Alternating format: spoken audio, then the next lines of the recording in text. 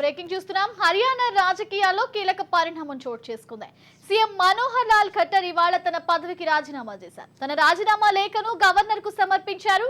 BJP JJP కూటమిలో ఇబ్బందులు రావడంతో ఖట్టర్ పదవి నుంచి తప్పుకున్నారు. అసెంబ్లీలో సంపూర్ణ మెజార్టీతో కలిగిన బీజేపీ సొంతంగా ప్రభుత్వాన్ని ఏర్పాటు చేయనుంది.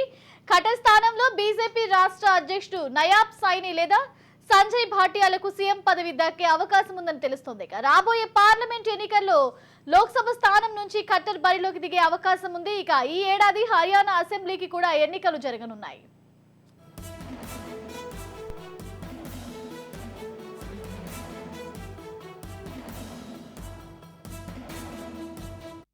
హర్యానాలో లోక్సభ ఎన్నికల సీట్ల పంపకంపై బీజేపీ జేజేపీ కూటమిలో విభేదాలు తలెత్తాయి.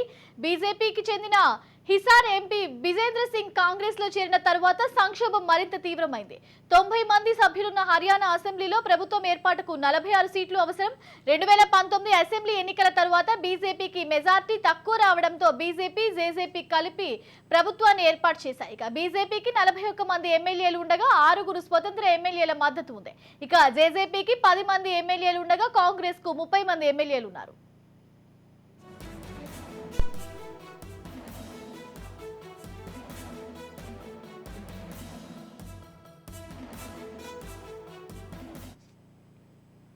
కాసేపట్లో హర్యానాలో బీజేపీ శాసనసభాపక్షం సమావేశమై కొత్త ముఖ్యమంత్రిని ఎన్నుకోబోతోంది.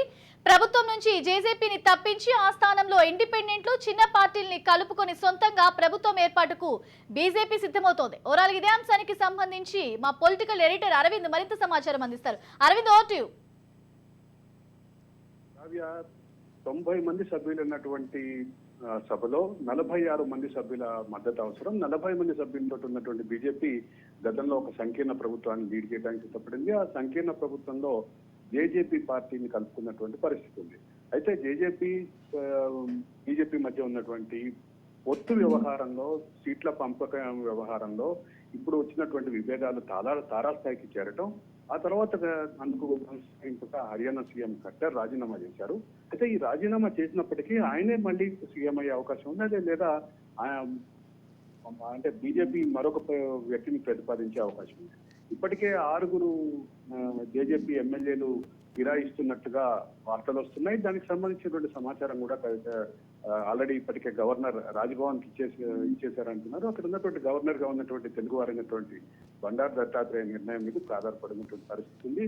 అయితే ఇక్కడ ప్రధానంగా గమనించాల్సింది ఏంటంటే, సొంతంగా ప్రభుత్వం ఏర్పాటు చేసేటటువంటి దిశగా బీజేపీ కదులుతోంది. బీజేపీకి కొంతమంది ఎమ్మెల్యేలు అంటే బీజేపీకి వలస వచ్చేటటువంటి అవకాశాలు కూడా కనిపిస్తున్నటువంటి పరిస్థితి. Right, thank you Arvind.